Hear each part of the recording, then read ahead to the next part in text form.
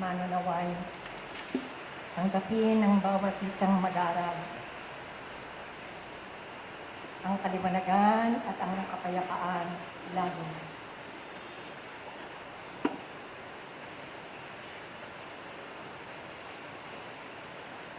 Ang lahat ng may buhay at walang buhay na nilalang sa daigdigang lupa ay may tungkulin, layunin sa bawat isa. Kahit na ang pinakamaliit na bahagi ng buhangin sa dalampasigan, patak ng ulan, ihip ng hangin, ay mayroong layunin at tungkulin sa kabuuan sa daigdigang lupa. Perpekto ang disenyo ng topografiya, hindi lamang ng planetang ito, kundi sa kabuuan ng pagkaugnay-ugnay ng mekanismo ng mga buntala ng alinmang dito ay lumabag sa batas ng pakikipag-ugnayan ay magkakaroon ng malaking saggabal sa mekanismo ng patuloy na pag-ikot ng bawat isa.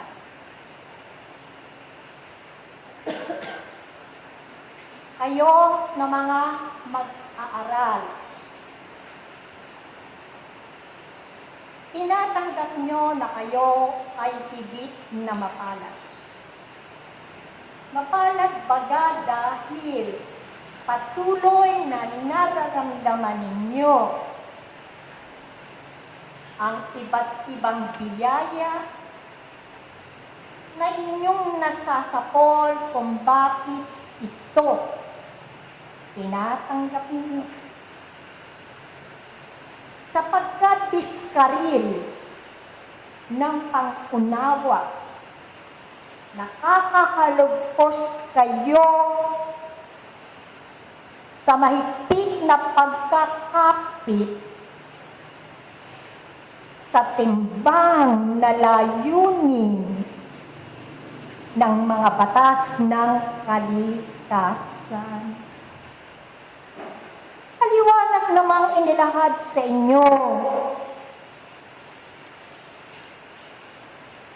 na ang tao na sinasabing pinakamataas o superior sa lahat ng mga nilalang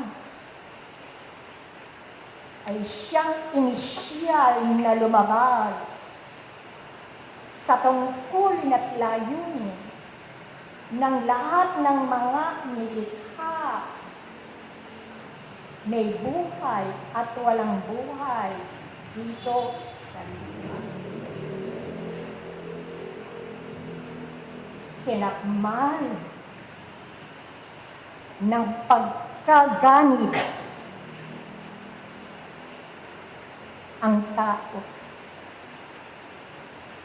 Nilabag ang batas ng pagsulong ng kanyang kapaligiran.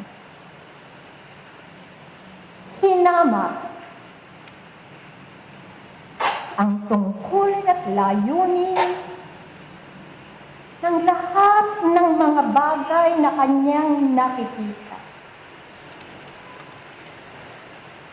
Nadarama, inangkin ng buong buo ang dating masagana, masigla na daloy ng tubig, ihip ng hangin, paghahandog ng masaganang bunga. Walang anumang sagabal sa mga pangangailangan ng tao na handog sa kanya ng kapaligiran. Kayo ang nakababatid na kung paano naghangad ang tao na wasakin ang mga likas na dalot, kasaganaan ng kalikasan. At dito ngayon, naganap ang pagkatok, pagpapaalala ng mga batas na ang tao ang siyang una't higit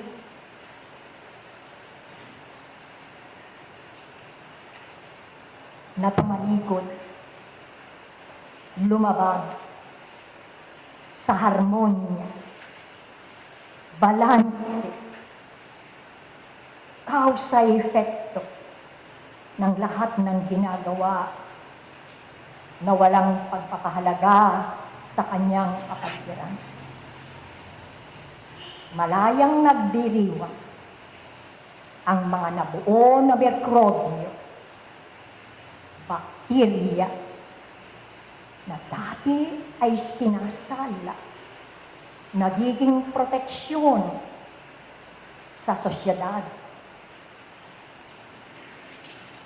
Dito umiikot ang malinis o dalisay na hangin, inihahandog. Sa dito ay naninirahan. Hindi lamang ang tao.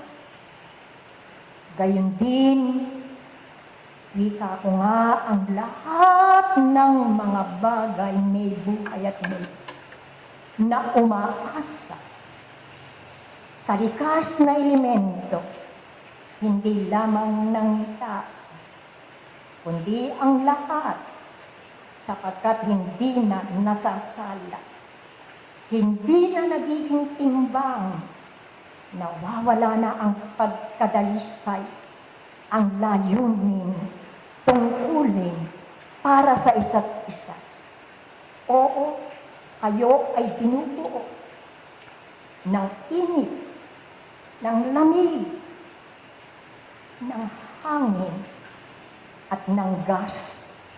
Ngunit dahil sa pagkawasak na patuloy na pinagbubunyi at kinakamkam ng inyong mga kapatid sa kapaligiran, ay nawala na ang tungkulin ng pagkakaugnayan na siyang magiging kawing-kawing upang maging proteksyon sa mga mapanirang bakterya, merkrubyo, at ang mga bagong sumisibol na virus na sumasakmal at hindi na kayang tanggihan ng katawang laman ng tao. Marupok ang puso, mapurol ang isip. Oo, kahit na ang sinasabing kinakaabalang organo ng katawan ay ang puso. Ang bawat isang organo ninyo ay walang humpay ng paggawa. Ngunit bakit ganito ang senaryo sa kalusugan ng bawat isang sinasabing superior sa kaharian ng mga may buhay at walang buhay na nilikha ng Ama. Ang tao, ang nagtakwil, nagtalo-sira sa isang kasandugo ng paggalang, pagpapahalaga, upang maging timbang at makamit, umikot ang mekanismo ng sirkulo ng pagkakaugnayan at makibabaw sa alangaang. Ang pangunahing layunin at tungkulin na ang lahat ng bagay sa inyong daigdig ay mayroong kaugnayan, mayroong tungkulin, hindi lamang sa mga material na bagay. Na kung kayo ay isinasaalang-alang na ang malimit na panawagan sa inyo ay matutuhan ninyo.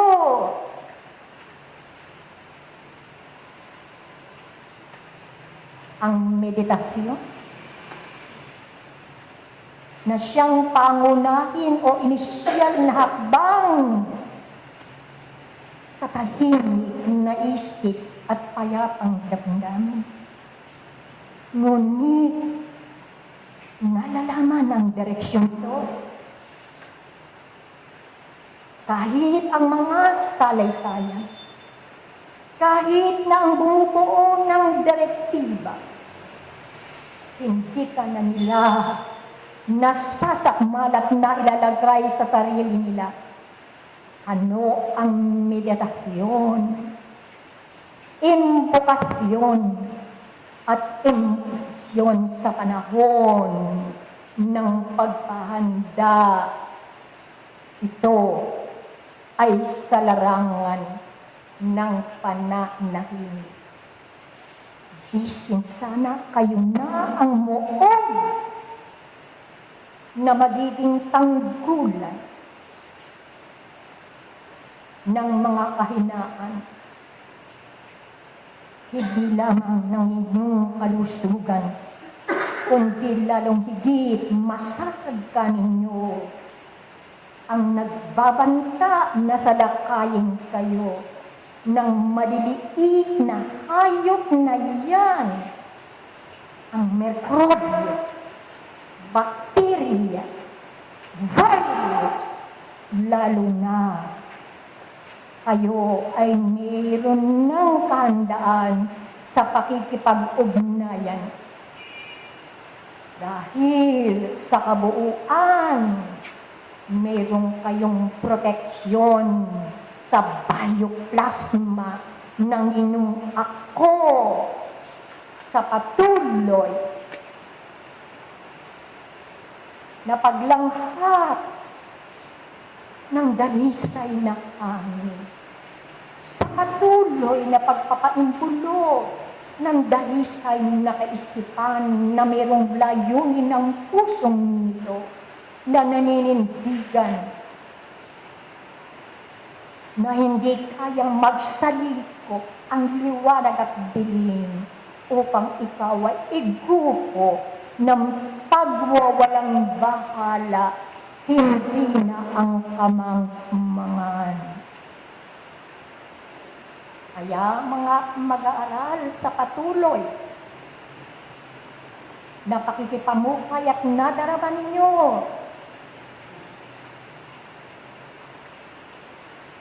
tinatanggapin nyo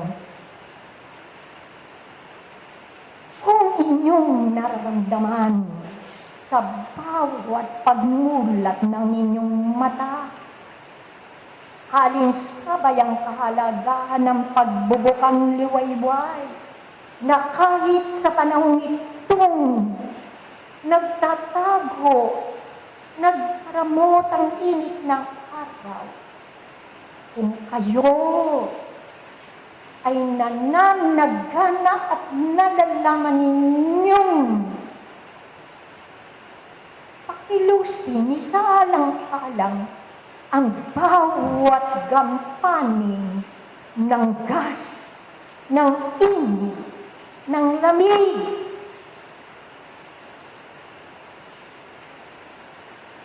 Kayo ang magiging tagapagtanggol at magwawagayway ng pananagumpay ng mga saligot-got na nag-aambang salakayin ka sa gitna ng iyong pagkalimot. Kaya mahalaga ang kapayapaan.